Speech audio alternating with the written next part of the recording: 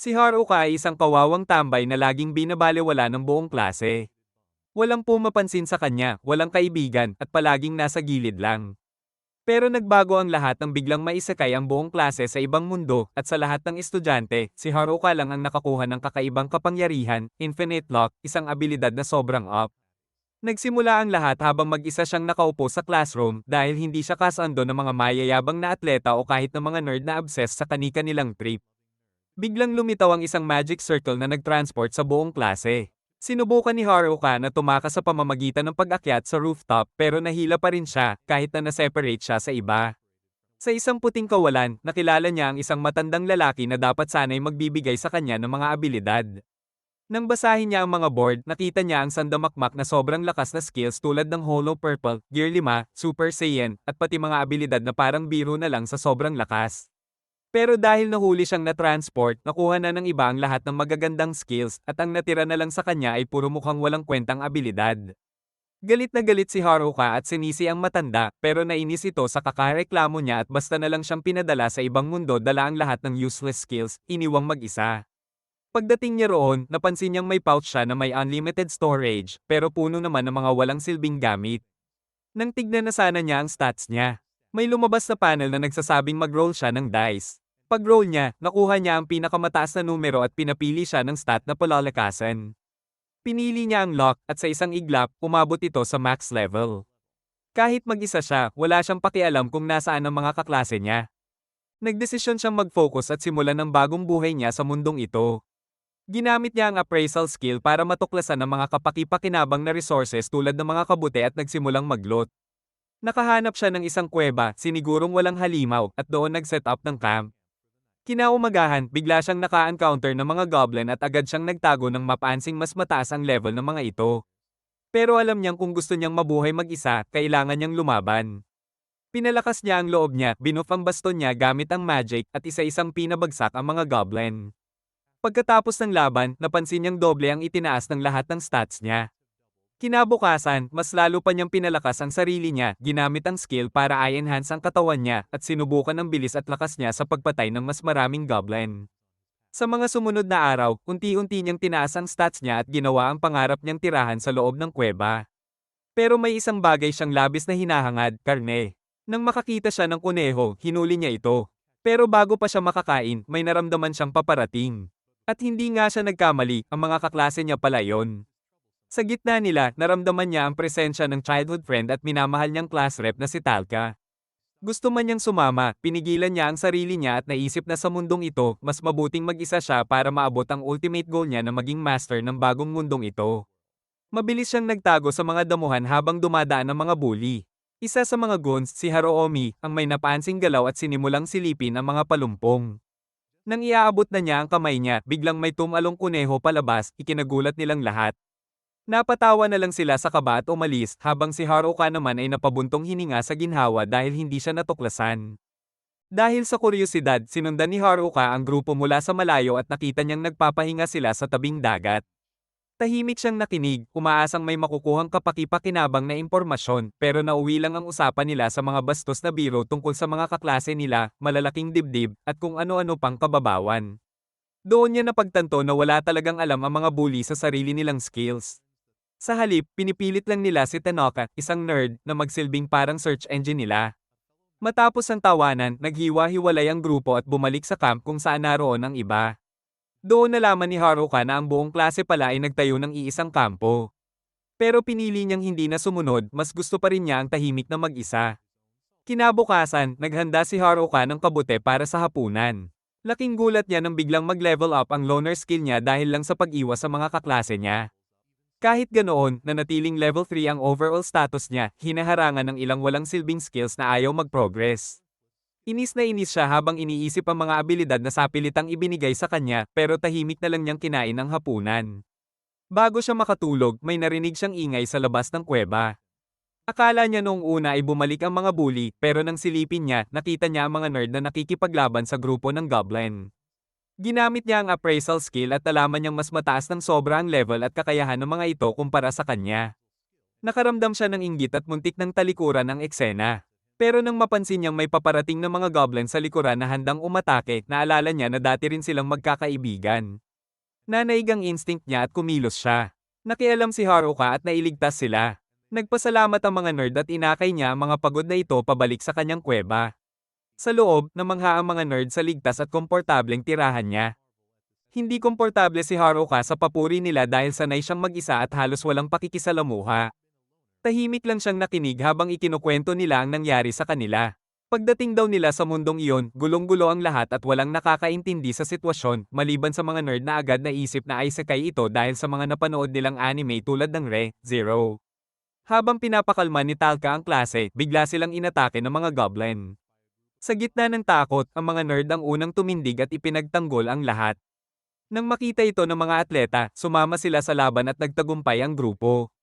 Pagkatapos, tinipon ni Talca ang lahat malapit sa ilog at nag-assign ng mga gawain para mabuhay sila. Dahil sa kaalaman ng mga nerd, naging maayos ang lahat sa simula. Pero hindi lahat ay sineryoso ang sitwasyon. Ang ilang babae at ang mga bully ay binalewala ang mga tungkulin nila at mas piniling maglibang.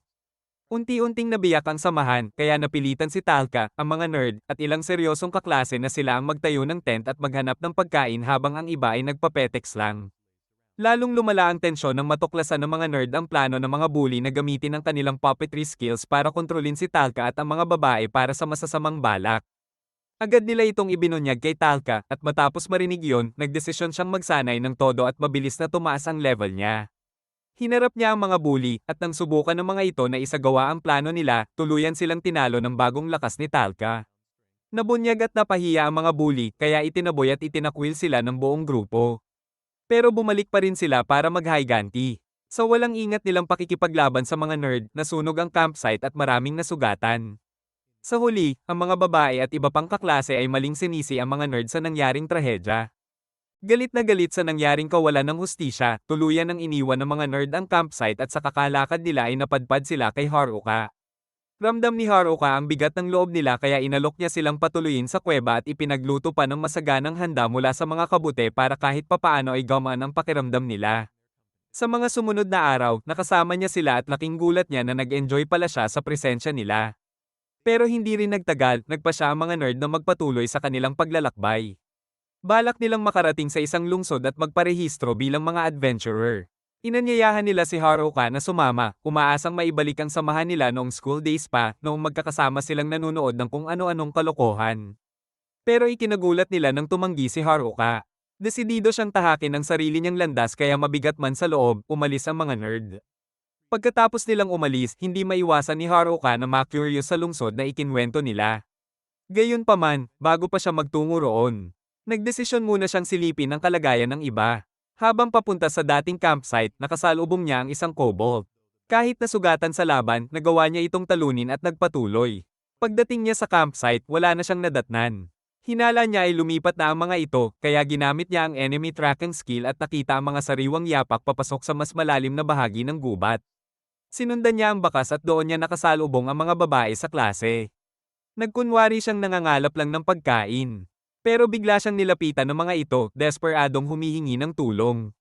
Nabigla si Haruka dahil ngayon lang niya sila nakitang ganoon kaina.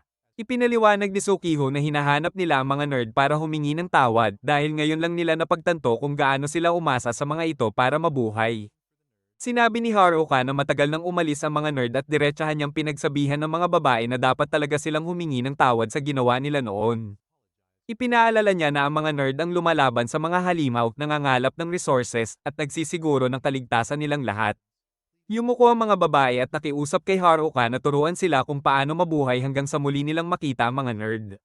Sa sobrang desperasyon nila, hindi sinasadyang na-activate ang servitude skill ni Haruka. Dahilan para mapasailalim sila sa kanya at kumilos na parang mga robot na walang sariling isip, bagay na labis niyang ikinabahala. Napansin niya ang sugatang braso ni Sukiho at inalok ito ng healing potion, pero dahil wala itong sariling pag-iisip, ibinuhos niya ang potion kay Haruka imbes na sa sarili niya. Hindi siya nagalit, bagkus ay napaisip siya kay Talca at kung paano siya nito pagsasabihan dahil sa nangyari. Parang tinawag ng isip niya, biglang lumitaw si Talca. Agad niya siyang nakilala at nilapitan. Abala pa si Haruka sa iniisip kaya hindi agad siya pinansin hanggang sa sumigaw si Talca sa tenga niya. Nagulat si Haruka at sa wakas ay tumingin sa kanya. Samantala, sa ibang lugar, nagtipon muli ang mga bully sa paligid ng campfire. Pinaplano nila ang pagbabalik, hinihintay ang sandaling may dumating na tutulong sa mga babae upang sa kanila pabagsakin ng mga sasaklolo at angkinin ang mga ito. Bumalik ang eksena kina Haruka at kinausap niya si Talca bilang class rep, isang titulong ayaw nito dahil para sa kanya. Hindi lang siya ganoon kundi isang childhood friend. Bago pa makapagsalita si Haruka, dumating ang iba pang babae sa klase at pinalibutan siya. Lalong naguluhan si Haruka kung paano niya ipapaliwanag ang sitwasyon ng mga babaeng naapektuhan ng servitude skill niya. Nang sabihin niya ang totoo kay Talca, tinanong siya kung paano niya nagawa iyon. Unti-unting kumalat ang pagkadismaya at pagkasuklam sa mukha ni Talca at ng iba, nakatingin kay Haruka na para bang isa siyang halimaw. Naiinis at napapagod, sinubukan ni Haruka na umalis pero pinigilan siya ni Talca at ng iba pa. Ginaising ni Taka si Sekiho mula sa bisa ng spell at agad itong nakahinga ng maluwag nang makitang ligtas ang mga babae. Pagkatapos, hinayaan niyang ang mga babae mismo ang magpaliwanag ng nangyari at inutusan si Haruka na manatili muna sa pwesto niya. Wala siyang nagawa kundi sumunod. Naupo sa gilid na parang mabait na tuta. Dahil wala naman siyang magawa, ibinaling niya ang isip sa pag-eensayo ng carpentry magic. Una, balak niyang maghukay ng basement para sa bahay niya, pero pumalpak ang attempt at nauwi sa pagkakabaon niya sa lupa. Tinulungan siya ni Taka at nagpasalamat sa pagtulong niya sa mga babae, kumbinsido na mabuti lang talaga ang intensyon niya. Pagkatapos, sinabi ni Haruka na uuwi na siya. Nagtaka si Taka kung ano ang ibig niyang sabihin sa uuwi, kaya ipinaliwanag ni Haruka na sa mga libreng oras niya. Nag-focus siya at nagtayo ng sarili niyang mansion para tirhan. Nang marinig ng mga babae na marami itong kwarto at sapat ang pagkain, nagbulungan sila sa isang tabi. Pagkatapos ng usapan, mahiyain na nakiusap si Taka na payagan silang makituloy sa bahay ni Haruka. Pero sa isip ni Haruka, ang ideya na lahat ng babae ay matutulog sa ilalim ng iisang bubong ay delikado sa konsentrasyon niya. Alam niyang magulo sa utak yon, pero hindi rin niya kayang tumanggi. Pinangunahan niya sila pabalik sa mansion. Naglalakad sa sobrang bilis na hirap makasabay ang mga babae. Napansin nila na parang alam na ni Haruka ang bawat liko at kanto bago pa sila makarating doon, kaya napaisip sila kung anong klaseng hidden skills ang meron siya. Pagdating nila, tinanggap sila ni Haruka sa kanyang bahay. Nabigla ang mga babae sa laki at ganda ng mansion, at sobrang natuwa na makaalis na sa mga improvised tent na tinitirhan nila dati. Habang nililibot sila, napunta sila sa banyo. Nang makita ang bathtub, hindi na sila nagdalawang isip at agad na pumasok, habang si Haruka naman ay pilit nilalabanan ng sarili niyang pagkalito sa sitwasyon. Tahimik siyang lumabas at nagtayo ng sarili niyang tent sa labas. Sa wakas, mag-isa na siya at nakahinga ng maluwag, pero sandali lang ang kapayapaan. Dumalaw si Taka sa tent niya at naupo sa tabi niya sa ilalim ng gabi. Taos-puso siyang nagpasalamat, inamin ang bigat ng responsibilidad niya bilang class rep at kung gaano kahirap simula nang umalis ang mga nerd at ang iba. Pinakalma siya ni Haruka at sinabing huwag mag-alala dahil handa naman talaga ang mga nerd sa mundong iyon.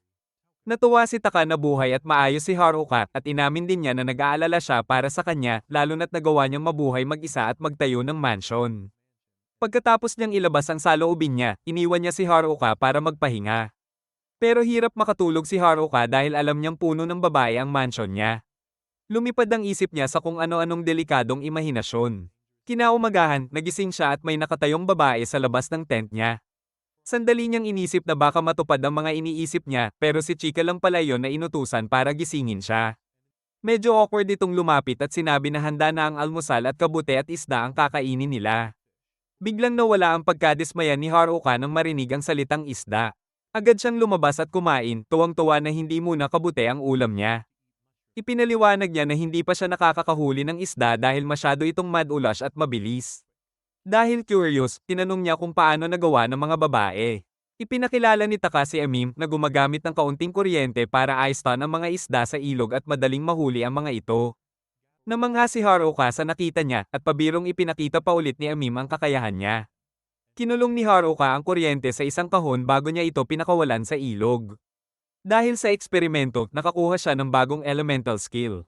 Inamin niya kay Talca na sa totoo lang, lahat ng abilidad niya noon ay itinuturing na walang silbi, mga tira-tirang skills lang matapos kunin ng mga kaklase niya ang malalakas. Pero habang ginagamit niya ang mga ito, unti-unting lumalabas na mas kapaki-pakinabang pa pala ang mga iyon kaysa sa inaasahan ng kahit sino. Habang naglalaro at nagsasaya ang mga babae sa ilog, ibinahagi ni Talca ang plano niyang dalhin ang lahat sa pinakamalapit na bayan.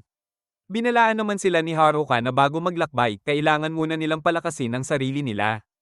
Inalok niyang sanay ng mga babae para mag-level up at tinipon sila sa kagubatan para suriin ang kanilang status. Doon siya nainis nang matuklasan niyang ang pinakamababang level sa kanila ay 16, samantalang siya ay level 7 lang. Inutusan niya silang labanan ng mga malalapit na kobold. Inaakalang madali lang iyon. Pero laking gulat niya nang mabilis na matalo ang mga babae. Dahil dito, nagtayo siya ng malaking tent kung saan nagtipon ang mga babae para pag-usapan ang mga pagkakamali nila at doon niya nakita ang seryosong determinasyon nila na bumawi. Kinagabihan, nilapitan siya ni Chika nang sila lang. Humingi ito ng tawad sa inasal niya kanina at inamin na sinusubok lang siya. Ikinwento rin niya ang hirap na dinaranas niya dahil sa hindi magandang treto ng ilang lalaki sa klase nila. Naantig si Haruka sa pagiging totoo niya at sinabi na mula ngayon siya na ang gigising sa kanya tuwing umaga, tinawag pa niya itong fish girl bilang biro. Kinabukasan, masiglang nagising si Haruka at muling nag-enjoy sa almusal na may isda.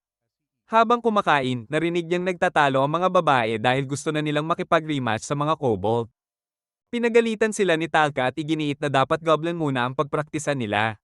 Sa kabila nito, pumayag pa rin si Haruka na ipagpatuloy ang training. May ilang nagkunwaring nasugatan para umiwas sa ensayo, pero sina Chika at Talca ay buong tapang na sumabak sa laban. Makalipas ang ilang araw ng pagsasanay, muling hinarap ng mga babae ang mga kobold at sa pagkakataong ito, nagtagumpay sila. Natuwa si Haruka dahil inakala niyang kayanan niyang bumalik sa pagiging mag-isa, sigurado na siyang kayanan nilang mabuhay. Pero naputol ang iniisip niya nang yayain siya ni Talca na sumama sa kanila papunta sa bayan. Nag-alinlangan si Haruka pero napagtanto niyang hindi siya makakatanggi. Sama-sama silang naghanda para sa biyahe. Namangha ang mga babae habang inilalagay ni Haruka at Chika ang mga gamit sa limitless satchel niya. Pinalakas ni Talca ang loob ng lahat, pinaalalahanan silang hindi lang para sa buhay sa bayan ang paglalakbay na ito kundi para rin humingi ng tawad sa mga nerd sa mga nagawa nila noon. Puno ng excitement ang grupo habang naglalakad. Maya-maya, nauna ang mga babae at naiwan si Haruka kasama si Talca. Mahinahon niyang sinabi sa kanya na maging handa sa anumang haharapin nila, puno ng tahimik na determinasyon ang mga salita niya. Samantala, sa ibang bahagi ng kagubatan, isang kaklase ni Haruka ang tumatakbo sa takot, hinahabol ng isang misteryosong lalaki. Sinubukan niyang magtago at nakiusap para sa buhay niya, inaamin na wala siyang kakayahan. Pero walang awa ang humahabol sa kanya at doon nagtapos ang kanyang pagtakas. Bumalik ang eksena kina Haruka na nakaramdam ng masamang pakiramdam at napagtantong posibleng hinahabol ng mga bully ang mga babae. Naghanda siyang protektahan sila habang papalabas ng gubat. Sa daan, nakasalubong nila ang isang orc. Alam ni Haruka na mas madaling talunin ang orc gamit ang magic kaysa sa purong lakas, kaya sinabi niya sa mga babae na manood at matuto para sa sarili nilang kaligtasan.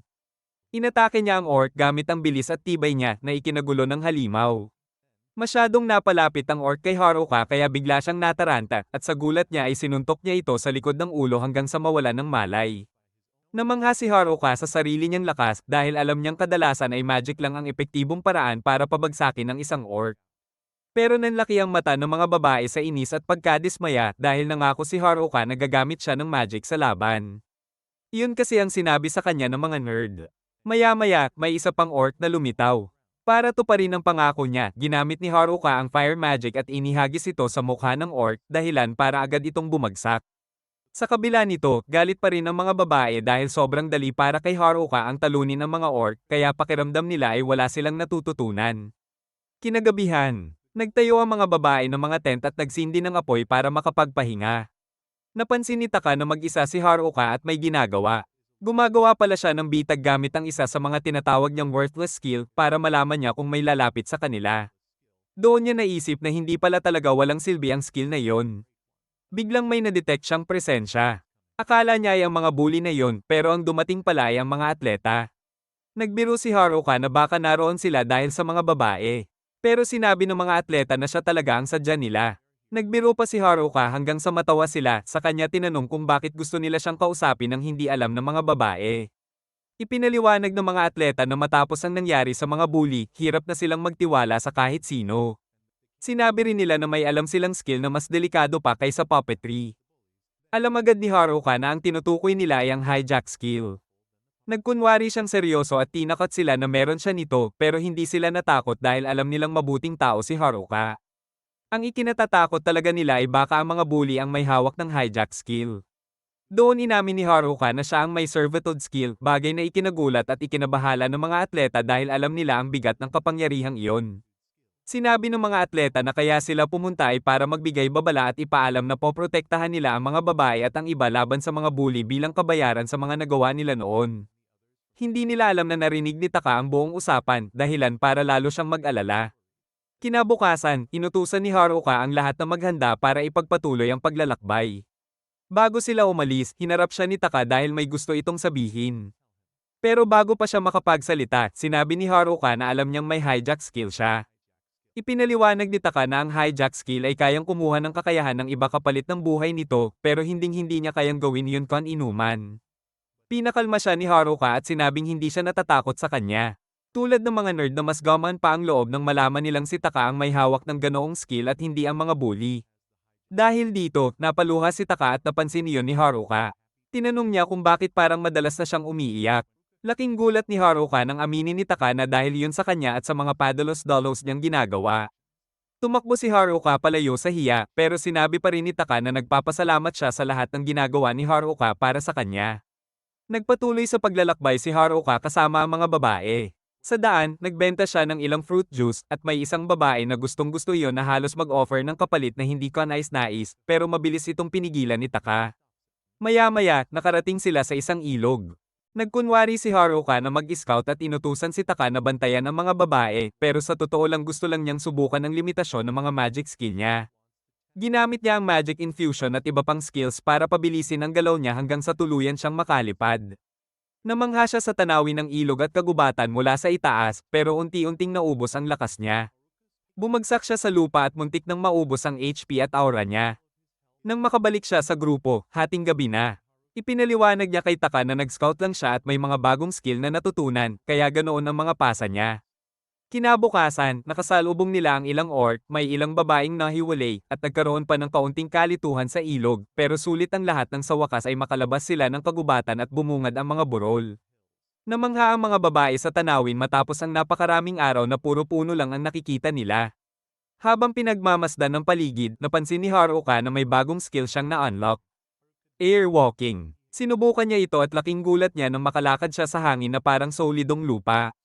Gulat at paghanga ang reaksyon ni Natalka at ng iba. Gamit ang bagong kakayahan, nag-scout siya sa unahan at may nakita siyang grupo ng mga taga roon, pero mabilis ding nawala ang saya niya nang mapansing inaatake sila ng mga halimaw. Bumalik siya agad at binalaan si Talka, tumatangging makialam dahil delikado. Ipinaalala niyang maaaring masama rin ang mga estranghero at hindi laging mapagkakatiwalaan. Pero hinawakan ni Taka ang kamay niya at sinabi na handa siyang harapin ang panganib kasama ang lahat, anuman ang mangyari. Napangiti si Haruka dahil alam niyang ganito talaga magdesisyon si Taka. Pumayag siyang sumunod at sinabing tungkulin niyang protektahan sila. Naramdaman ng mga babae ang panatag na loob dahil sa determinasyon niya. Pinagsama ni Haruka ang airwalking at iba pang skills para makalipad pero hindi sinasadyang nadala niya si Taka habang papunta sa labanan. Laking gulat niya nang sabihin ni Taka na parang hinihila siya ng magic ni Haruka. Bago pa niya makontrol ang bilis, bumagsak sila diretso sa gitna ng mga halimaw at nawala ng malay si Taka. Dahil wala na siyang magawa, nagpakilala si Haruka. Laking gulat niya nang sumagot ang mga taga roon sa wikang naiintindihan niya. Kabilang sa kanila si God, ang captain ng guild, isang elf, at ilang kababaihan. Habang nililinis ng guild ang natirang pinsala ng mga halimaw, inalok ni Haruka ang mga stamina mushroom na niluto niya. Masaya nilang tinanggap iyon at sinabing masarap at bihira ang ganitong pagkain, bagay na ikinagulat ni Haruka. Bilang kapalit, ipinaliwanag nila na nasa gitna sila ng isang guild quest para kumita ng pera. Nang magising si Talka, agad niyang napansin ang tensyon kay Haruka, halatang naiirita ito nang makita ang magandang elf at ang iba pang babae sa guild. Mabilis ding lumipas ang sandaling iyon nang muling magsama-sama ang mga babae kina Haruka at Talka. Hindi nagtagal, pinangunahan sila ng mga taga roon patungo sa kanilang destinasyon at buong pagmamalaking ipinakita ang bayan ng amo. Sa sobrang tuwa, nagtakbuhan ang mga babae palapit sa bayan, hudyat ng pagtatapos ng mahaba at nakakapagod nilang paglalakbay. Samantala, sa kailaliman ng kagubatan, katatapos lang mag-level up ng mga bully at naghahanda na silang habulin ang mga babae. May nagmungkahi na gamitin ng leader nila ang puppetry skill para kontrolin ang mga babae at pilitin silang sumunod. Nagustuhan ng leader ang ideya at sinimulan na ang plano, hindi lang laban sa mga nerd kundi pati sa iba pa. Lingid sa kaalaman nila, narinig ng mga atleta ang buong usapan at nabahala sa baluktot na balak ng mga bully. Sa amo, sobrang saya ng mga babae pagdating nila sa bayan.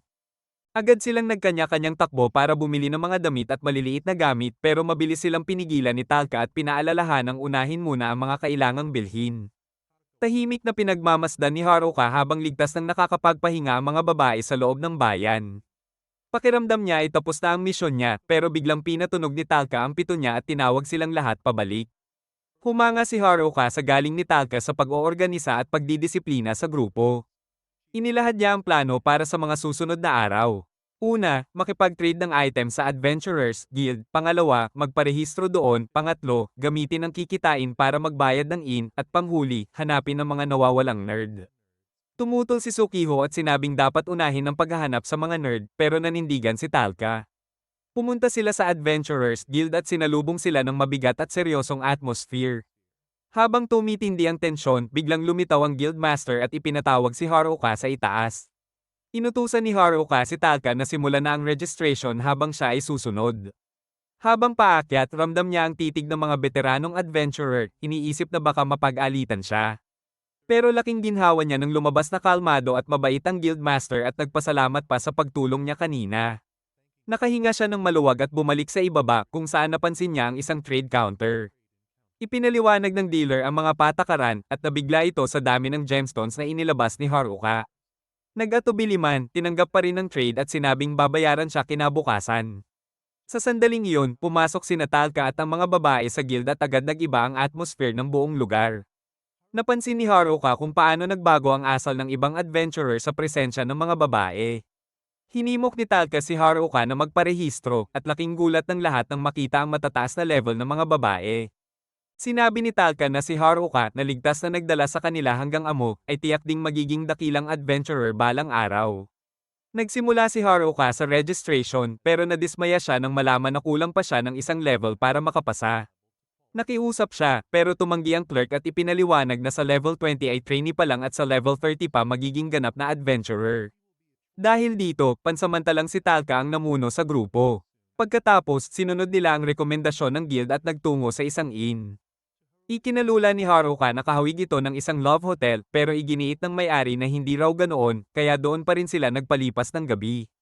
Habang nagpapahinga ang mga babae, nakaramdam si Haruka ng pananabik sa katahimikan ng kagubatan at napaisip si Sukiho kung nasaan na kaya ang mga nerd.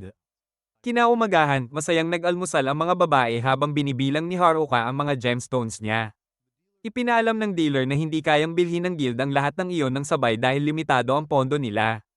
Kaya nag-alok ang guildmaster ng installment plan na agad tinanggap ni Haruka dahilan para bigla siyang magkaroon ng kayamanang nagkakahalaga ng milyon-milyon.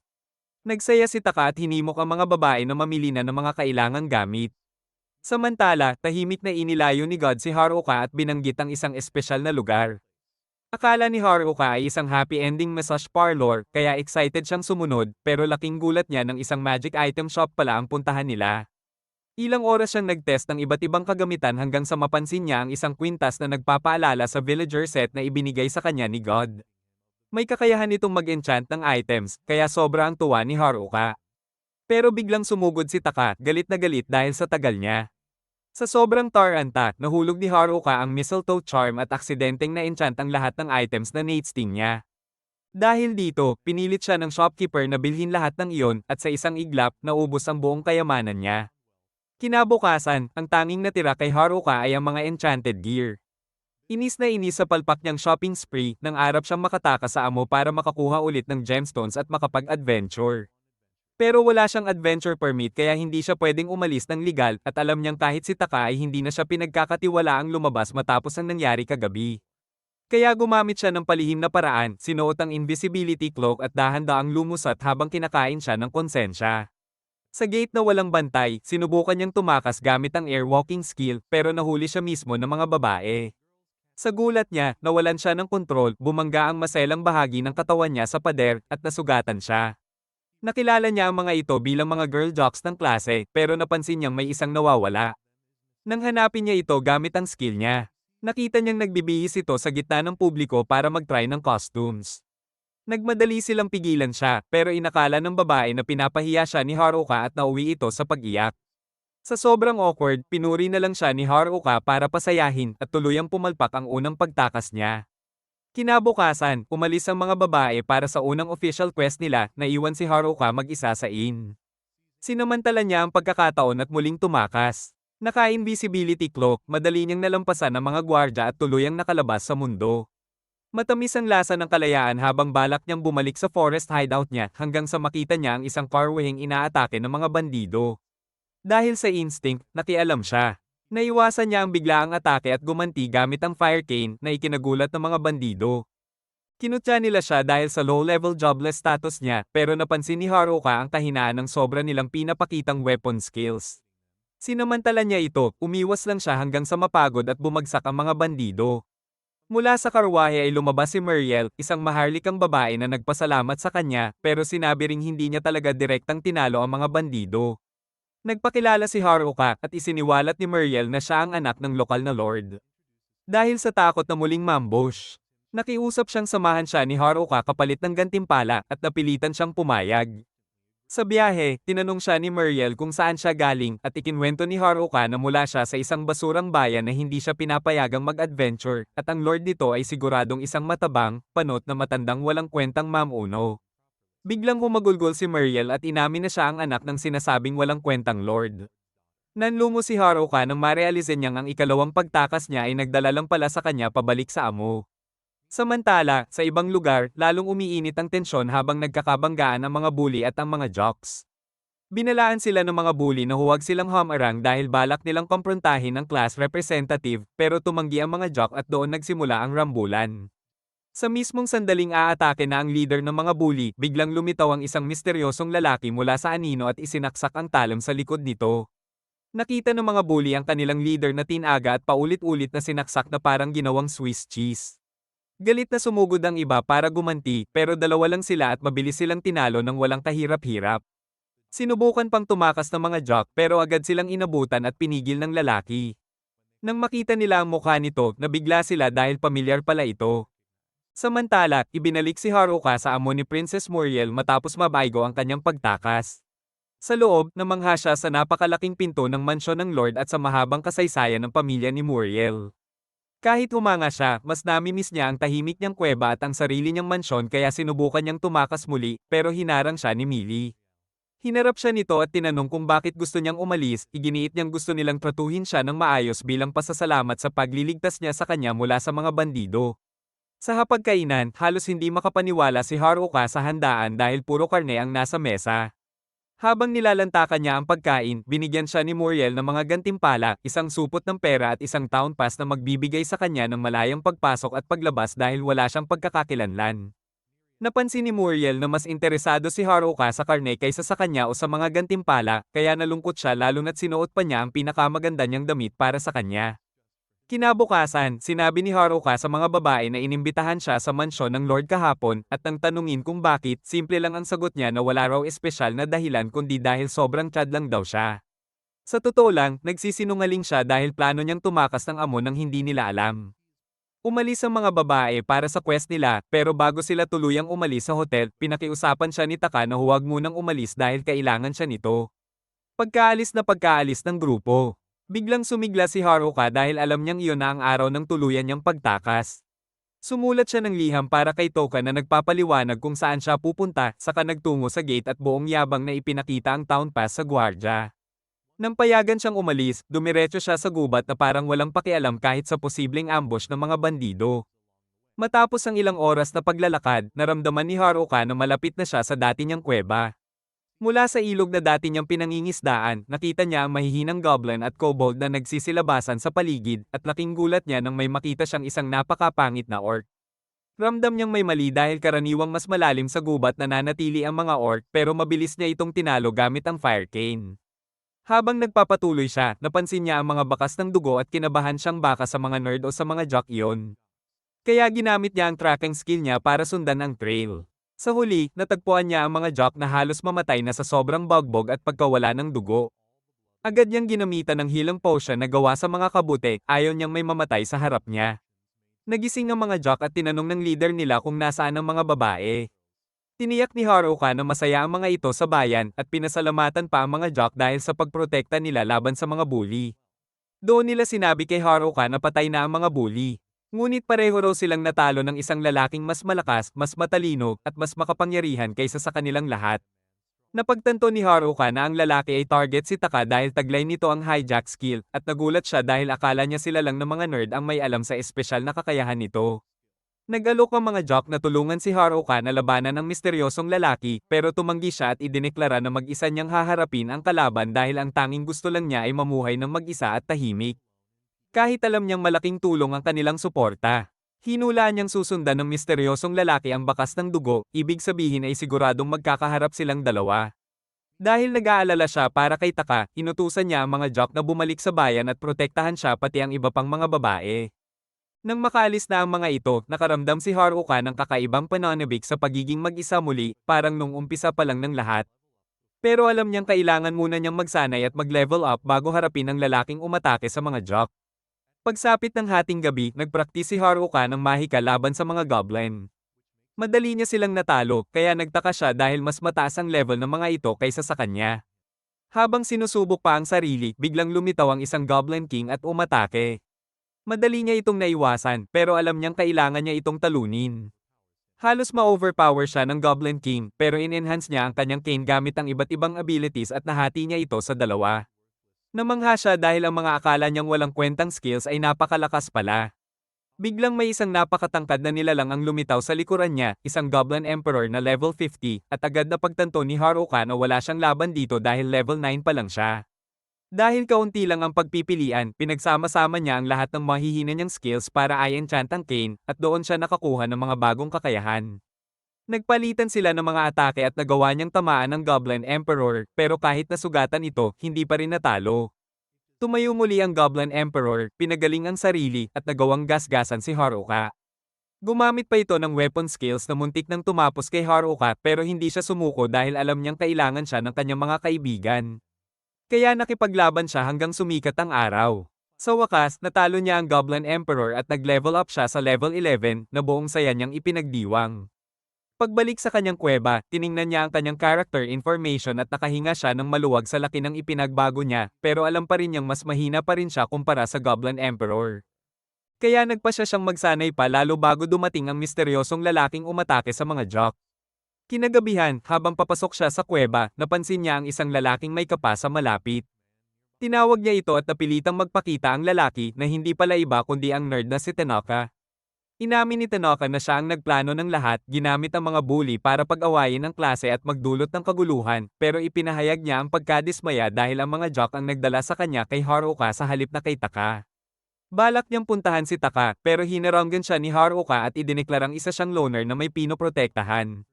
Dahil dito, naintriga si Tanaka at nagpa siyang labanan si Haruka, lalo't natalo na niya ang iba. Samantala, hinanap ng mga babae si Haruka sa amo dahil sa pag-aalala, at may umaliw kay Taka, sinasabing kaya ni Haruka ang sarili niya at may mahalaga siyang ginagawa, base sa liham na iniwan nito na papunta siya sa mga jock. Kinabukasan, bumalik ang mga babae mula sa quest nila para sa mga gemstone at nagulat silang makita si Haruomi at ang mga jock sa loob ng bayan. Napagtanto ni Taka na kung naroon sila, ibig sabihin ay nag-iisa si Haruka. Ipinaliwanag ni Haruomi na si Haruka mismo ang nakahanap sa kanila at ngayon ay nakikipaglaban siya sa gubat para sa kapakanan nilang lahat. Gusto sanang sumugod ni Taka at ng mga babae para tumulong, pero pinigilan sila ni Haruomi at sinabing nangako si Haruka na tatalunin niya si Tanaka ng mag-isa at kailangan lang nila siyang paniwalaan. Bumalik sa gubat, habang nakatutok ang cane ni Haruka kay Tanaka, nakaramdam ito ng matinding kahihiyan at insulto. Inamin ni Tanaka kay Haruka na siniguro niyang lahat ng natitirang skills sa White Void Room ay walang silbi, at ngayon gusto niyang subukan kung kakayanin ng mga tinatawag na useless skills ni Haruka ang mga atake niya. Pinakawalan ni Tanaka ang kanyang kapangyarihan at sa mismong sandaling maghahanda na si Haruka sa depensa, inactivate ni Tanaka ang tweak skill para pahinain siya. Naiwasan ni Haruka ang mga suntok at hiwa ni Tanaka kahit ramdam niyang bumabagal at nanghihina ang kanyang katawan. Sinundan niyo ni Tanaka ng mga elemental attack pero muli pa rin itong naiwasan ni Haruka. Kahit kilala si Haruka bilang isang loner na tall-una na may walang kwentang skills, humanga si Tanaka at inamin yon. Tinanggap ni Haruka ang papuri at tinanong siya ni Tanaka kung kailan pa niya ito pinaghihinalaan. Sinagot ni Haruka na mula pa noong una dahil hindi kailanman nagkaroon ng saysay na ang isang nerd ay kakampi ng mga bully. Tumawa si Tanaka at inamin na mula pa sa simula ay may plano na siya. Nang may kumuha ng hijack skill, pinili niya ang tweak, isang kapangyarihang kayang manipulahin ang iba nang hindi nila namamalayan. Habang nag-uusap sila, ikinulong ni Tanaka si Haruka gamit ang isang elemental skill at saka pinaputukan ng nagliliyab na beam sa dibdib. Siguradong panalo na raw siya. Ngunit nagulat siya nang makita niyang sinipsip lang ni Haruka ang apoy ng walang kahirap-hirap gamit ang mistletoe twig na nabali niya noon habang bumibili ng magic items sa bayan. Sinamantala ni Haruka ang opening at umatake, pero hinarang iyon ni Tanaka gamit ang espada at kinutya siya dahil inakala raw niyang may tsansa pa siya. Biglang nagbago ang aura ni Tanaka, parang kombinasyon ni na Gilgamesh at Ursa Scarlet at ibinunyag niya ang napakaraming armas na nakatago sa kanyang mga bulsa. Kinilabutan si Haruka nang pakawalan ni Tanaka ang isang bagyo ng mga talim na nagpatumba sa kanya sa lupa. Kahit nasukol, tumanggi si Haruka na sumuko. Tumayo siya, sinuri ang mga kakayahan ni Tanaka at hinarap siya tungkol sa copycat skill na nagnanakaw ng kapangyarihan mula sa mga biktima. Namangha si Tanaka at inamin na balak niyang kopyahin ang hijack skill ni Taka, talunin siya, at isa-isang alisin ang mga kaklase nilang may espesyal na kakayahan para maging pinakamalakas. Dahil sa sobrang pagod at sa malinaw na bentahe ni Tanaka, nagpanggap si Haruka na sumusuko. Nang papatayin na siya ni Tanaka, bigla siyang umiwas at idineklarang 10 hakbang na ang lamang niya. Ang ipinakita niyang kahinaan ay panlilinlang lang para alamin ang hangganan ng kapangyarihan ni Tanaka. Ipinaliwanag niya na ang copycat ay may mahigpit na limitasyon, pero tumanggi si Tanaka na maniwala na kaya siyang lokohin ng isang talunan tulad ni Haruka. Sinamantala ni Haruka ang bentahe at sunod-sunod na pinabagsak si Tanaka hanggang sa bumagsak ito. Kahit mahina na, nagtimpi pa rin si Haruka dahil ramdam niyang may itinatagong alas si Tanaka. Ngumisi si Tanaka at idineklara na ang ultimate skill niya ay lampas sa lahat ng iba. Gumalaw siya sa bilis na hindi makita ng mata, lumikha ng panlilinlang. Pero hindi yun pinansin ni Haruka hanggang sa ibunyag ni Tanaka ang totoo, ang kanyang ultimate skill ay instant death. Sinipsip ang kaluluwa ni Haruka at tumawa si Tanaka sa tagumpay habang tinatapakan ng ulo niya. Paalis na sana siya nang bigla siyang napahinto nang marinig ang boses ni Haruka kahit dapat patay na ito. Tumayo si Haruka at kinutya si Tanaka, sinabing ang mga skills na tinawag nitong walang kwenta ang mismong nagligtas sa kanya, ang well-being skill na kayang inyutralize ang kahit anong debuff. Pati ang instant death, ang maxed out niyang lock na pumipihit ng kapalaran pabor sa kanya, at ang dummy skill na ginagawang parang puppet ang katawan niya para baliwalain ang kontrol ng tweak. Galit na galit, muling umatake si Tanaka pero madali na siyang naiwasan ni Haruka hanggang sa mapaluhod siya.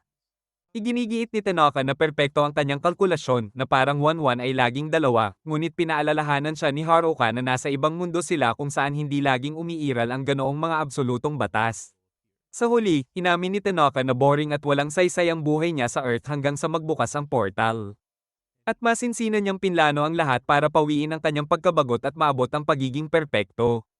Ngunit si Haruka, ang tinatawag niyang talunan, ang sum-ire sa lahat. Sumugod si Tanaka pero hinarang at iniwasan ni Haruka ang bawat atake. Pagod na, nagngalit si Haruka at nagpas siyang tapusin na ang laban. Sa sandaling umatake siya, sinaksak siya ni Tanaka mula sa likuran gamit ang isang long-distance control skill, muling pinabagsak siya sa lupa, ngunit tumanggi pa rin si Haruka na sumuko. Bigla siyang nagliwanag at pinakawalan ang lahat ng natitira niyang lakas, walang tigil na binugbog si Tanaka hanggang sa mawalan ito ng ulirat sa takot. Bago tuluyang tapusin, idineklara ni Haruka na lahat ay nagsusumikap mabuhay maliban kay Tanaka at ang mga skills na minamaliit niya ang mismong magiging dahilan ng kanyang pagkatalo. Inactivate ni Haruka ang sarili niyang imbentong skill at tuluyang tinalo si Tanaka, saka tahimik na lumakad palayo. Lubos na pagod, naramdaman ni Haruka na unti-unting nawawala ang epekto ng dummy skill niya. Napagtanto niyang isang maling galaw lang ay pwede nang tumapos sa lahat. Iniisip si Taka at ang iba pa, bumagsak siya sa lupa. Hindi sigurado kung mabubuhay pa siya at makikita silang muli. Ngunit sa sandaling iyon, dumating ang mga nerd at iniligtas siya. Humingi sila ng paumanhin dahil nahuli sila at binuhat siya pauwi. Ipinaliwanag na pagbalik nila sa bayan ay nakita nilang labis na nag-aalala ang buong klase para kay Haruka kaya agad nila siyang hinanap. Nakahinga siya ng maluwag sa isa na namang araw na nalampasan niya bilang isang loner at pagbalik niya sa bayan ay mainit siyang sinalubong ng kanyang mga kaklase. Litong-lito siya sa atensyon pero awkward na tinanggap ang kanilang mga hiyawan. Biglang in high five siya ni Haruomi na siyang simula ng isang bromance. Samantala, sinamantala ng mga babae ang pagkakataon para humingi ng tawad sa mga nerd sa pagbibintang at sa masamang pagtrato nila noon sa kampo, kinilala nilang ang mga nerd ang dahilan kung bakit nakaligtas ang buong klase. Habang muling nagsasama-sama ang lahat, naisip ni Haruka na tumakas muli at bumalik sa kanyang malungkot na buhay, kumbinsidong ayos lang sila kahit wala siya. Ngunit hinarang siya ni Taka. Galit nitong idineklara na siya at ang mga babae ay pagsasabihan siya ng maayos dahil sa tangkang pag-alis niya. Sa sobrang ginhawa ng loob, mahigpit siyang niyakap ni Taka at inamin kung gaano siya natakot na tuluyang mawala si Haruka. Nagulat si Haruka sa yakap at napagtanto niyang tunay pala siyang inaalala nito. Sinabi ni Taka na hindi niya kayang isipin na iiwan niya sila. Naunawaan ni Haruka na muli na naman niyang pinaiyak si Taka at humingi siya ng tawad, ngunit sa pagkakataong ito ay luha ng saya ang tumulo dahil tinupad niya ang pangako niya at napasaya ang kanilang mga kaklase. Kinabukasan, nagkaroon si Haruka ng kakaibang panaginip kung saan isang nag-iisang babaeng may maskarang bungo ang naghihintay sa kailaliman ng isang madilim na dungeon, umaasang darating ang isang taong hindi kailanman darating. Nagising siya ng bigla at itinaboy ang bakas ng panaginip saka nagtungo sa town guild kung saan sinalubong siya ng mga nerd na ngayon ay ganap ng mga adventurer. Masigla nilang ipinaliwanag ang plano nilang pumasok sa panibagong dungeon upang maghanap ng isang bihirang item na kayang baguhin kung paano sila tinitingnan at iniisip ng mga tao at magangat ng kanilang reputasyon. Kinutya sila ni Haruka sa paghahabol ng validation pero gumanti rin sila ng biro bago umalis para sa kanilang pakikipagsapalaran. Habang pinapanood silang lumisan, nagulat si Haruka kung gaano na sila kahawig ng tunay na mga adventurer. Napagtanto niyang handa na ang mga nerd at talo na si Tanaka. Kaya tila wala na siyang silbi sa bayan. Nagsimula niyang pag-isipan ng pagbabalik sa kuwebang itinayo niya noon at muling mamuhay bilang isang loner. Ngunit sa sandaling balak na niyang umalis, hinarang siya ni Toka. Galit na galit, pinagalitan siya ni Taka dahil sa tangka na naman niyang pagtakas. Binalaan siya nito na dahil hindi raw umubra ang public lecture niya, bibigyan na lang niya si Haruka ng private lecture, isang banta na labis na nagpayanig sa kanya. Nagmamadaling humingi ng tawad si Haruka sa pagiging pabaya at mapusok. At bilang gantimpala ay nakakuha siya ng isang bihirang ngiti mula kay Taka. Para kay Haruka, pero hindi iyon nakaaliw kahit kaunti. Mas kinatatakutan pa niya si Taka kaysa kay Tanaka, lalo na't tahasan siyang tinakot na puputulan ang wili niya at hihiwain pa ng maliliit. Nababagabag, iniisip niya kung paano siya makakaalis sa buhay bayan nang hindi nasasaktan ng damdamin ni Taka. Doon niya naalala ang sinabi ng mga nerd tungkol sa isang bihirang dungeon item na kayang baguhin ang paraan ng pagtingin at pagpapahalaga ng mga tao sa isang tao. Nagningas ang kanyang determinasyon dahil kung makukuha niya yon, wala nang mangangaral o sisita pa sa kanya. Samantala, sa mansyon ng Lord ng Amo, naghahain ng tsaa si Millie sa kanyang ama. Nag-aalala niyang tinanong kung bakit ayaw nitong magpahinga at ipinaliwanag ng Lord na bilang isang frontier town, dumaranas ang amo ng mas madalas na pag-atake ng mga halimaw, dahilan para humina ang daloy ng mga mangangalakal. Bilang namumuno, kailangan niyang resolbahin ang mga problemang ito bago pa lumala.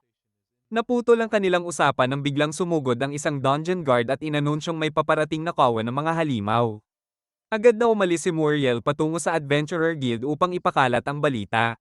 Nagkagulo ang guild habang nagmamadaling naghanda ang mga adventurer para ipagtanggol ang mga tarangkahan ng bayan. Si Taka naman ay ipinagkatiwala ang paghahanda sa guildmaster at piniling silipin ang mga babae at ang pinakamalaking alalahanin niya, si Haruka. Sa sandaling iyon, si Haruka ay nasa daan na patungo sa pinakamalapit na dungeon. Habang naglalakbay, nasalubong niya ang isang grupo ng mga orc. Itinuring niya itong warm-up at madaling tinalo ang mga mababang uri bago harapin ang kanilang leader. Ang Orc King. Kahit hindi agad umubra ang Fire Cane niya, hindi umatras si Haruka at sunod-sunod na inatake hanggang sa bumagsak ang halimaw. Nagtaka siya sa biglaang paglitaw ng mga orc, ngunit pinili niyang huwag nang magtagal sa palaisipan at nagpatuloy patungo sa dungeon. Pagdating doon, sinuot niya ang kanyang invincibility cloak para makalusot sa mga bantay nang hindi napapansin. Sa loob, ramdam niya ang nakakasakal na aura ng dungeon habang palalim siyang pumapasok, determinado na mahanap ang bihirang item. Sa daan, nagbukas siya ng ilang treasure chest ngunit puro walang kwentang basura ang laman. Naiinis na pagtanto niyang kaunti lang ang alam niya tungkol sa takbo at hiwaga ng dungeon na ito. Bigla niyang naalala na ang lokal na tindero ay madalas magbenta ng mga bihirang dungeon item, isang posibleng sagot sa hinahanap niya. Nawala ng gana sa dungeon, nagpa siya si Haruka na bumalik sa bayan at magtanong sa tindero.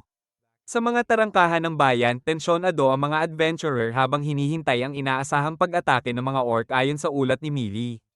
Puno ng hinala ang paligid hanggang sa may isang nag-iisang figurang lumitaw mula sa usok. Handa na ang mga armas para sa labanan, ngunit laking gulat nila nang makitang si Haruka iyon, mukhang pagod at kalahating tulog. Agad siyang hinarap ni Taka, hinihinga ng paliwanag kung saan siya nanggaling at binabalaan siya tungkol sa nalalapit na banta ng mga orc.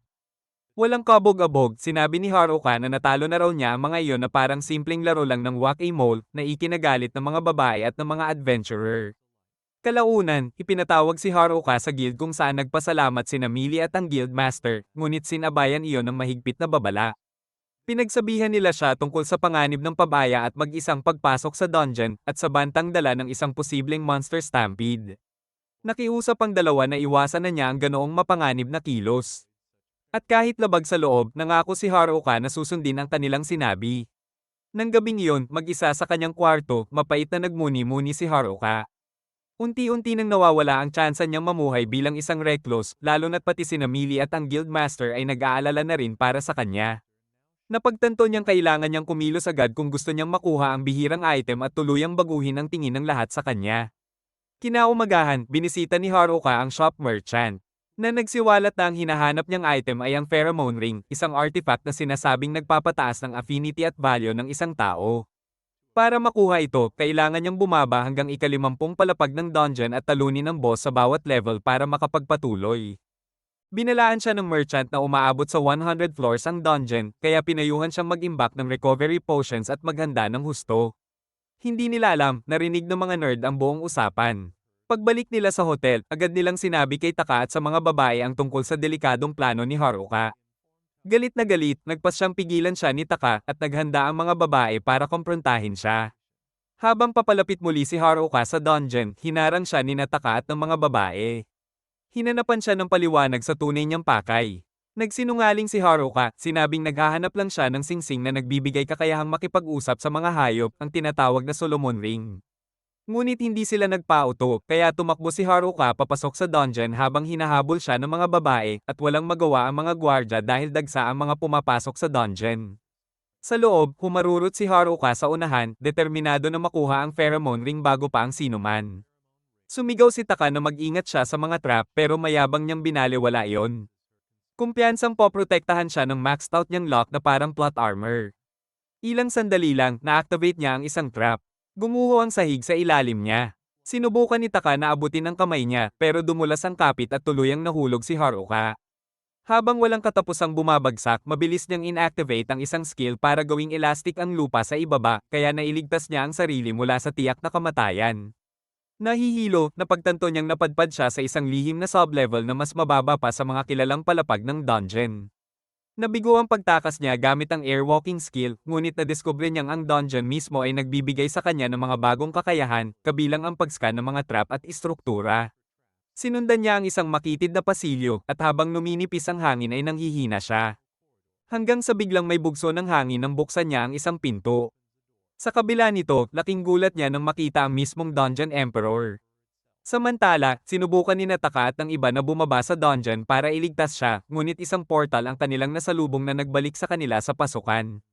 Nababalisa, nalaman ni Taka mula sa mga nerd na nahulog si Haruka lampas sa mga kilalang palapag sa teritoryo ng Dungeon Emperor, ang kinatatakutang final boss ng pinakamatatandang dungeon. Kumalat ang takot, ngunit pinatatag sila ni Chika, pinaalalahanan ang lahat ng mga pagkakataong iniligtas sila ni Haruka. Dahil dito, nagkaisa sila at nagpasyang humanap ng paraan para tulungan siya. Sa kailaliman, inskan ni Haruka ang Dungeon Emperor. Karamihan sa impormasyon nito ay nananatiling hindi alam, isang nakakatakot na misteryo. Gayunpaman, sumugod pa rin siya at umatake gamit ang double attack. Madaling sinapawan ng emperador ang atake, gumagalaw sa bilis na lampas sa mata. Sa halip na panghinaan ng loob, lalo nitong pinasiklab ang determinasyon ni Haruka at nagpasya siyang tatalunin ng Dungeon Emperor, anuman ang mangyari. Bumalik sa palasyo ng Lord, nagsali ng tsaa si Muriel para sa kanyang ama at inamin na may mas delikadong bagay siyang nararamdaman na paparating, hindi lang mga orc. Pinayuhan siya ng Lord na makipag-ugnayan agad sa Adventurer Guild sakaling may emerhensya, at binalaan siyang papunta na sa mas malalang sitwasyon ang lahat. Pumunta si Millie sa guild at ipinaalam sa guildmaster ang patuloy na pagdami ng mga halimaw. Handa ang Guildmaster sa pinakamasamang mangyayari, ngunit labis siyang nababahala sa dungeon na binabantayan lang ng isang hindi mapagkakatiwalaang lalaki na pinaghihinalaang nagpapakalat ng maling impormasyon. Nagboluntaryo sina God at ang iba pa na sila na mismo ang magbantay sa dungeon. Samantala, napaisip ng malakas ang Guildmaster kung nasaan na ang Weird Boy at ang mga kaibigan nito, ang bansag niya kina Haruka, Taka, at sa iba pa, at dahil dito ay lalong nabalisa si Muriel. Sa loob ng dungeon, pilit iniisip ni Haruka kung paano niya tatalunin ang Dungeon Emperor, isang kalabang hindi pa niya kailanman hinarap. Para makasabay sa hypersonic nitong bilis, in-level up niya ang sarili niyang speed skill at sunod-sunod na umatake. Gayunpaman, hindi pa rin niya maabyutan ng Dungeon Emperor na nakikipagpalitan ng mga espada na parang si Zoro. Bigla niyang nakita ang isang imahe ng sarili niyang nasa saksak, ngunit nailagan niya ang kamatayan. Ito ay dahil sa vision na ibinigay ng contact lens skill niya na nagpapakita ng ilang segundo ng hinaharap. Pinagsama niya ang foresight at ang pinahusay niyang bilis, nagpas siyang hindi magkakamali kahit minsan dahil alam niyang isang pagkakamali lang ay katapusan na niya. Walang tigil siyang umatake sa Dungeon Emperor, ngunit madali nitong iniiwasan ang lahat. Sa haba ng laban, unti-unting napagod si Haruka at nagbukas ito ng pagkakataon para sa Dungeon Emperor. Ngunit napansin niya na hindi tulad ng ibang halimaw na uhaw sa pagpatay, ang Dungeon Emperor ay hindi talaga nagnanais ng kanyang kamatayan. Ramdam ni Haruka na mas naaaliw ang mapagmataas na secret boss na ito kaysa natatakot. Muli siyang naghanap ng butas, ngunit muli ring huminto ang espada ng Dungeon Emperor sa kanyang leeg nang hindi siya pinapatay. Sa sandaling iyon, napagtanto ni Haruka na ang Dungeon Emperor ay kontrolado ng isang puwersa ng kadiliman na pumipilit dito na lumaban. Kaya ginamit niya ang kanyang cane para simulan ng pagsipsip sa kadilimang iyon, unti-unting pinahihina ang puwersang kumokontrol. Sinamantala ang pagkakataon. Sinipsip ni Haruka ang lahat ng korupsyon mula sa Dungeon Emperor at tuluyan niya itong pinalaya mula sa walang hanggang sumpang gumagapos dito. Idineklara niya ang kalayaan nito at ibinagsak ng Dungeon Emperor ang espada, ipinakitang gusto pala nitong matalo. Ngunit biglang muling nagpakita ang kadiliman at pumasok sa balangkas ng Dungeon Emperor. Napagtanto ni Haruka na kailangan niyang kumilos agad. Sa halip na tuluyang patayin ang emperador, niyakap niya ito, kinilala ang kalungkutan nito na refleksyon ng sarili niyang pag-iisa. Hindi niya sinasadya, na-activate niya ang servitude skill, tuluyang winasak ang kadiliman at ginawa ang Dungeon Emperor bilang kanyang bagong alalay. Litong-lito siya kung paano i-on o i-off ang kakayahang iyon, ngunit nakaramdam siya ng ginhawa dahil tuluyan ng napalaya ang Dungeon Emperor mula sa sumpa. Nang maghawak sila ng kamay, nag-reset ang level nito sa isa, tanda ng ugnayan ng servitude. Doon nalaman ni Haruka na ang Dungeon Emperor ay isang babae na nagngangalang Angelica. Agad siyang kinabahan sa magiging reaksyon ni Taka, ngunit bahagyang napawi ang kaba niya dahil isa itong skeleton. Nagpasya siyang kausapin muna si Angelica, at nang buksan niya ang isang kalapit na pinto, laking gulat niya nang makaharap ang orihinal na boss ng ika-100 palapag, isang living armor. Pinagkumpara ni Haruka si Angelica at ang living armor, napansin niyang ang isa ay tahasang nagnanais pumatay, habang ang isa naman ay tila naghahanap lamang ng paglaya. Gamit ang Earth skill, pinaguho niya ang kisame at gumamit ng airwalk para umangat na siyang naglantad sa mga boss ng ika-99 na palapag, isang pares ng Minotaur. Sa galit, tumalon pataas ang mga Minotaur at aksidenteng bumagsak sa ika-100 palapag, tuluyang winasak ang sarili pati ang living armor. Nagkatitigan sina Haruka at Angelica sa pagkalito. Ngunit tinanggap na lang ni Haruka ang resulta bilang panalo at tinapos ang dalawang floor boss. Itinuro ni Angelica ang mga labi ng living armor, ipinapahayag ang kagustuhang isuot ito. Nang maisuot niya, unay sobrang laki ng armor, ngunit unti-unti itong umayon sa kanyang anyo. Laking gulat ni Haruka nang makita sa appraisal na cursed pala ang armor. Dahil dito, biglang nagalit si Angelica at sinugod siya na agad nagpaalala kay Haruka kay Taka. Samantala, nananatili sina Taka at ang iba pa sa ika-50 palapag. Masayang ginagaya kung ano raw ang sasabihin ni Haruka kapag nailigtas na nila siya. Natapos ang kanilang katawaan nang buksan nila ang susunod na silid at humarap sa isang dambuhalang halimaw na may isang mata at 4 na braso, isang cyclops, na agad silang kinabahan. Bumalik kay Haruka, umakyat sila ni Angelica sa ika-98 palapag at hinarap ang isang leech. Sa appraisal, nalaman ni Haruka na immune ito sa pisikal at karaniwang mahika, kaya halos wala siyang magawa. Naalala niya ang cane na ginamit niya para linisin ang Dungeon Emperor. At nang hampasin niya ang leech, madali niya itong nawasak. Sa susunod na palapag, hinarap ni Haruka ang isang pulutong ng venom moth. Mabilis siyang nag-isip at lumikha ng nagliliyab na orb para akitin ang mga ito, saka pinuno ng mana hanggang sa sumabog at lipulin silang lahat. Sa pag-akyat niya, bigla siyang nasapol ng malagkit na hibla sa mukha at napagtanto niyang ang mga boss ay higanteng uod. Gamit ang Earth Magic, gumawa siya ng cylindrical trap at walang kahirap-hirap na nilipol ang mga ito. Pagsapit ng ika-75 palapag, bumigat ang hangin sa isang nakakatakot na presensya. Nagkalat ang mga espada sa lupa bago magpakita ang isang dambuhalang living sword. Bagamat mas malakas kaysa inaasahan para sa level na ito, napansin ni Haruka na hindi ito kumikilos tulad ng karaniwang halimaw. Habang iniisip kung paano ito tatalunin, naalala niya si Angelica na kayang sumabay sa bilis ng anumang espada. Kahit level 1 na lang, naglalabas siya ng nakakatakot na aura na nagpayanig sa living sword. Madali niya itong winasak na labis na ikinamangha ni Haruka at sa unang pagkakataon, naramdaman niyang maasahang kakampi si Angelica. Samantala, desperadong nakikipaglaban ang grupo ni Taka laban sa halimaw na may 4 na braso at isang mata, ang Cyclops. Pagod at nasukol, handa nang sumuko si Taka. Ngunit inalala ni Hanano at Haroomi kung ano ang gagawin ni Haruka sa ganitong sitwasyon. Sama-sama silang nakabuo ng isang mapanganib na plano. Kinausap ni Haroomi si Taka at saka sumugod patungo sa mata ng Cyclops. Habang dinidistract ng mga babae ang halimaw, nagkaroon ng pagkakataon si Haroomi na umatake, ngunit nakalimutan niya ang mga ekstrang braso nito. Hinampas siya pabagsak, ngunit ngumiti siya sa ginhawa dahil pain lang pala ang ginawa niya. Sinamantala ni Hanano ang pagkakataon at pinakawalan ng isang perpektong atake sa mata ng Cyclops. Tuluyan itong tinalo. Nagdiwang ang grupo sa kanilang pinaghirapang tagumpay at natuwa si Ter dahil muling pinag-isa ni Haruka ang klase para lumaban bilang iisa. Sa itaas na bahagi ng dungeon, patuloy na tinatalo ni Haruka ang mga boss. Pagdating niya sa ika-85 palapag, naramdaman niyang yumanig ang buong dungeon habang biglang kumilos ang mga halimaw sa iba't ibang lugar, isang malinaw na senyales na may paparating na mas malaki at mas mapanganib na bagay.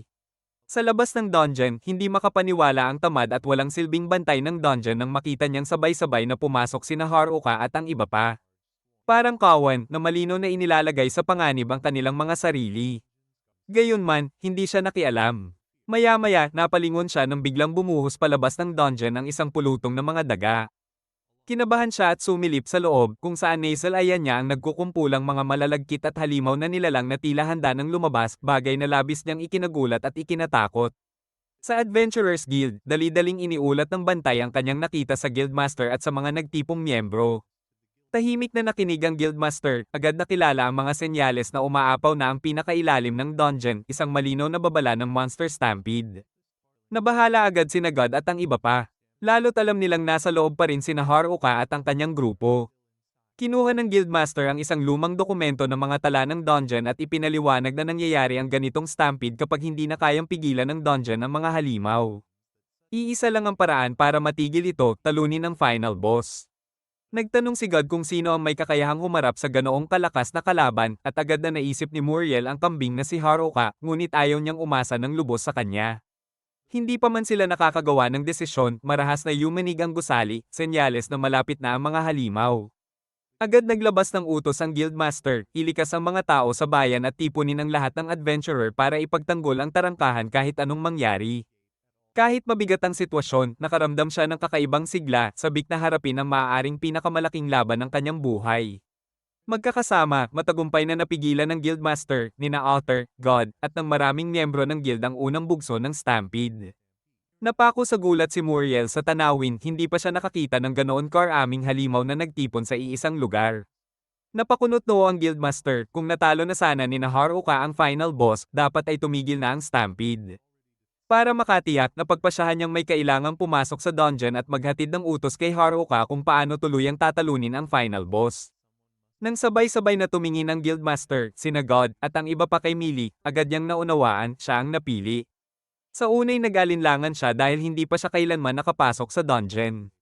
Ngunit nang makita niyang sugatan at nangangailangan ng tulong ang mga tao ng bayan, pinatatag niya ang loob at naghanda, determinadong iligtas ang kanilang tahanan. Sa loob ng dungeon, patuloy na ginagamit ni Haruka ang talino niya para talunin ang mga floor boss. Sa isang pagkakataon, dinistract niya ang isang grupo ng mababangis na ibon gamit ang isda, at saka sila madaling tinapos. Umakyat siya sa susunod na palapag kung saan lubog sa tubig ang sahig ng silid. Naghinala siyang isang swordfish ang floor boss na nagtatago sa ilalim. Bigla itong sumalakay at muntik na siyang tusukin, ngunit sumingit si Angelica at hiniwa ang mga ito, iniligtas ang kanyang buhay. Huminga ng maluwag si Haruka at inamin na kung wala si Angelica, matagal na sana siyang naging sashimi. Napansin niya ang napakabilis na galaw ng mga swordfish kaya nakaisip siya ng plano. Gamit ang ice skill, pinagyelo niya ang ilang bahagi ng tubig para pabagalin ang mga ito at isa-isang patumbahin. Ngunit habang abala siya, isang dambuhalang swordfish ang biglang sumalakay mula sa ilalim. Sumigaw ng babala si Angelica, ngunit huli na, nahulog si Haruka sa tubig, iniwan siyang mag-isa sa harap ng higanteng halimaw.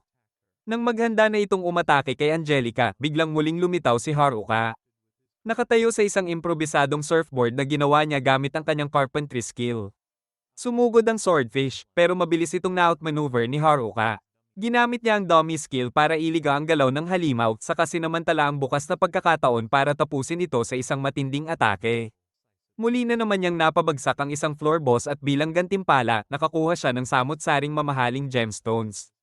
Magkasama silang umakyat pa ni Angelica. Sa kanilang paglalakbay, natuklasan ni Haruka ang ilang bihirang kayamanan, ang pilgrim ring na sinasabing nagdadala ng swerte at nagtataboy ng kamalasan, ang blessed bangle na kayang mag-alis ng sumpa, at isang magandang orb ng necromancer. Punong-puno ng tuwa, ibinigay niya ang mga ito kay Angelica. Dahil dito, tuluyan siyang nakalaya mula sa sumpa at sa living armor na matagal nang gumagapos sa kanya. Sa unang pagkakataon, inalis ni Angelica ang kanyang helmet. At doon ibinunyag ang kanyang anyo, isang napakagandang babaeng blonde, bagay na hindi na nasaksihan ni Haruka. Samantala, patuloy namang lumalaban sa dungeon sina Tala at ang kanyang grupo. Sa ika-54 na palapag, inambush sila ng mga werewolf. Bagamat nagwagi sila, labis ang kanilang pagod. Habang nagpapahinga, determinadong maabyutan si Haruka, may biglang nagsalita mula sa likuran. Akala nila'y mga kaaway, ngunit laking gulat nila nang makita sina Muriel at ang kasama niya. Nang malaman ni Muriel na wala si Haruka kasama ng grupo ni Ta, hindi niya napigilan ang pagluha. Inaliw siya ni Taka, matatag na sinasabing malalampasan ni Haruka ang lahat at matatalo ang final boss. Kahit nag-aalala ang iba at nag-iisip ng paraan para iligtas siya, nanatiling buo ang tiwala ni Taka kay Haruka. Sa mas malalim na bahagi ng dungeon, hinarap ni Haruka ang isang palapag na punong-puno ng lava. Nanghihina na siya dahil sa matinding init at pagod, kaya sinunod niya ang payo ni Angelica na magpahinga muna sa gilid ng silid. Habang nagpapalakas, napansin niya ang bahagyang daloy ng hangin mula sa pader. Hinukay niya ang bato at gumawa ng maliit na butas, saka idinikit ang mukha para makahinga ng maayos. Sa mas mataas na palapag naman, nakaramdam din ng hangin sina Tala at ang kanyang mga kasama. Nang siyasatin nila ito, natuklasan ni Toka na si Haruka pala ang nasa kabilang panig ng pader. Nakagawa sila ng lagusan at nakapag-usap. Doon nalaman ni Haruka na sinasalakay na ng mga halimaw ang bayan. Idinagdag ni Millie na nakita niya ang papalapit na ikalawang bugso, at kung may ikatlo pa, tuluyan ng mawawasak ang bayan. Sinabi niya kay Haruka na ang tanging paraan para matigil ang stampede ay ang talunin ng final boss. Napatawa si Haruka at inaming natalo na raw niya ito, ikinagulat ng lahat. Ngunit tumutol si Ta, sinabing kung talagang patay na ang boss, hindi na sana naganap ang ikalawang alon. Doon biglang naunawaan ni Haruka ang katotohanan, ang tunay na final boss ay si Angelica mismo. Naalala niyang gusto niya itong labanan nung una silang magkita, ngunit ngayon ay nag-alinlangan siya. Napakatagal nang nabubuhay si Angelica sa loob ng dungeon at hindi na niya ito kayang ituring na kaaway. Sa bigat ng revelasyong iyon, inamin ni Haruka na hindi pa niya tuluyang natatalo ang final boss, ngunit nangako siyang mag-iisip ng paraan. Kahit napilitan siyang akuin ang responsibilidad na iligtas ang bayan at si Angelica, pinili niyang kumilos. Nang tanungin ng iba kung bakit ganoon na lang ang tiwala ni Taka kay Haruka, mariin niyang sagot kahit lagi silang nag-aalala dahil sa kanya, hindi niya kailanman sila binaygo. Paulit-ulit silang iniligtas, pinrotektahan, at hindi iniwan. Kaya buo ang paniniwala niyang magtatagumpay uli si Haruka. Nang marinig iyon, mariing ikinuyom ni Haruka ang kanyang kamao. Tumibay ang kanyang loob, ililigtas niya ang bayan, poprotektahan ang kanyang mga kaibigan, at hahanap ng paraan para mailigtas din si Angelica. Samantala, walang tigil na nakikipaglaban sina God at ang iba pang miyembro ng guild laban sa dagsa ng mga halimaw patungong amo. Habang humahataw ng espada si God na pabuntong hininga siya, reklamo niyang ubos na ang kanyang lakas. Ngunit mabilis na pinaalalahanan siya ng guildmaster na ang prinsesa ng amo ay inilagay ang kanyang buhay sa panganib bilang mensahero, at kung nagawa niya yon, hindi nila pwedeng mabaygo. Alam ng Guildmaster at ng kanyang mga miyembro na kailangan nilang umasa kay Haruka at sa kanyang mga kaklase, ang tanging may kakayahang itigil ang Monster Stampede sa pinagmulan nito. Sa loob ng dungeon, hiwalay na nagpapatuloy sina Haruka at Taka, bawat isa determinadong talunin ang pinakamaraming floor boss hanggat maaari bago sila muling magsama. Gumagalaw sina Haruka at Angelica ng maingat at maayos, si Haruka gamit ang kanyang talino at mga estratehiya para makabuo ng pagkakataon, habang si Angelica ay tuloy-tuloy na tinatamaan at pinapabagsak ang mga boss ng walang kahirap-hirap. Habang nangongolekta ng lot, sinabi ni Haruka kay Angelica na nais niyang subukan ang mga natagpuang kayamanan kahit hindi pa niya nakikita ang pheromone ring na pinapangarap niya. Nagsimulang magbabala si Angelica, ngunit inisip ni Haruka na nag-uudyok lamang ito na magpahinga. Umiling siya, tumangging huminto, at nagpatuloy hanggang sa muling makita ang kanyang mga kaibigan. Pagdating nila sa ika-69 na palapag, napansin ni Haruka na pumasok sila sa isang bagong yugto. Isang kakaibang kwago ang lumilipad sa silid. Nang ayos kanya ito, nakilala niya bilang Mesme Owl. Sa pangalan pa lamang, napagtanto niya na ang kapangyarihan nito ay hypnosis sa pamamagitan ng sleep magic. Nagkatinginan sila, at may kumpiyansa si Haruka na kaya siya ng kanyang stamina. Ngunit nagpakita ng kahinaan ng katawan niya. Napabigat ang kanyang mga talukap at siya'y nahulog sa antok. Nang magising siya, natagpuan niyang dinadala siya sa likod ni Angelica. Nahihiya, humingi siya ng paumanhin sa abala, ngunit marahang hinaplos siya ni Angelica sa balikat. Hinihikayat siyang magpahinga pa habang patuloy siyang dinadala sa susunod na palapag ng walang reklamo. Samantala, humaharap sina Taka at ang kanyang grupo sa isang brutal na hamon, the floor 100 boss, isang sphinx. Inilunsad nila ang physical at magical attacks, ngunit bawat tama ay agad na naghihilom dahil ang halimaw ay nagre-regenerate. Kumalat ang takot. Naalala ni Angelica ang impormasyon na hindi matatalo ang Dungeon Sphinx sa labanan lamang, nakakaligtas ito sa pamamagitan ng mga palaisipan. Na epektibong ginagawang immortal ang nilalang. Naramdaman ng mga babae ang desperasyon, natatakot na sila'y mamamatay kahit lumaban sila. Pinaikit ni Taka ang kanyang mga kamao sa pagkabigo, hindi matanggap na pagkatapos lumaban ng magkasama para kay Haruka, maaaring matalo sila sa isang di matatalong kalaban. Sa sandaling iyon, gumising si Haruka, muling nakabawi ng lakas. Napansin niya ang sira-sirang mga palapag sa paligid at naramdaman ng isang makapangyarihang presensya sa itaas. Ang Sphinx ay nakatungo kay Taka, handang durugin siya. Ngunit dumating si Haruka sa tamang oras. Ipinasuot niya ang Duality Gauntlets, pinagsama sa kanyang glove na kayang paalang bisa ang physical at magical immunities, at isinagawa ang isang matibay na strike sa likod ng Sphinx, na nagpasimula ng pagbibigay butas sa invulnerability nito. Agad na sinamantala ni Angelica ang pagkakataon at sa isang hagupit, pinutol ang ulo ng nilalang. Namula si Taka sa ginhawa, niyakap si Haruka at pinagsabihan siya sa pagiging sanhi ng kanilang pag-aalala. Ngunit masaya sa muling pagkikita. Natuwa rin ng iba, nagdiwang sa kanilang muling pagkakaisa. Nang tanungin ni Taka tungkol sa misteryosong kabalyero sa tabi niya, sinimulan ni Haruka ipakilala si Angelica, ngunit biglang gumuho ang palapag sa ilalim nila. Halos mamatay si Haruka ngunit nailigtas gamit ang kanyang mga kasanayan. Sinubukan niyang muli ang pagpapakilala, ngunit isa pang bitag ang nag-trigger at muling gumuho ang sahig. Sa pagkakataong ito, hindi na niya kayang iligtas ang sarili. Agad na sumugod si Taka, determinado na hindi na maulit ang mga nakaraang pagkukulang, at nahuli siya sa tamang oras. Tumanggi siyang hayaang muli siyang mawala sa kanyang paningin. Ngunit si Haruka, sa loob-loob niya, ay napapabulala sa kanyang sarili, ang pagkakupkop ni Taka ay nagbabanta sa kanyang pangarap na mamuhay bilang isang ganap na carefree loner. Sa kabila ng kaguluhan, nagdiwang ang grupo sa pagbabalik ni Haruka. Ngunit naputol agad ang saya ng may scout na magbabala na paparating na ang ikatlong alon ng Stampede. Kumalat ang kaba sa lahat kung paano nila kakayanin yon, pero kalmado niyang ipinaliwanag na si Angelica ang susi. Naguluhan, humingi ng paliwanag si Nata at ang iba pa. Pinayuhan ni Millie na bumalik agad sa amo dahil nasa matinding panganib ang lungsod. Nagmungkahi si After na gamitin ang warp gate para teleport pabalik. Pero nagalit si Haruka, sigaw na wala naman siyang binigay na ganoon. Tumawa si After, binanggit na si Haruka ang kauna-unahang nakatapos ng dungeon mula sa pinakamababang palapag pataas, parang kung paano inihahain ng mailman ang sulat sa nanay mo mula baba hanggang taas. Bago mag-teleport, tiniyak ni Haruka kay Taoka na posible ang tagumpay. Ang kanyang kakaibang taktika ang nagdala sa kanya hanggang dito, at gagamitin niya ito para manalo muli. Sa mga tarangkahan ng amo, dumating ang grupo ni Haruka. Nagulat ang Guildmaster. Nagdiwang ang mga tagapagtanggol, masaya na buhay silang nakikita. Iniulat ng Guildmaster na sa kababalaghan, nakayanan nila ang unang at ikalawang alon. Ngunit pinutol siya ni Muriel, mariing nagbabala na may napakalaking bagong hukbo na patungo sa lungsod. Sa loob ng simbahan, pinoprotektahan ng lokal na Panginoon ang mga sibilyan at tinatangkang pakalmayan ang takot, tiniyak na kakayanin ng guild.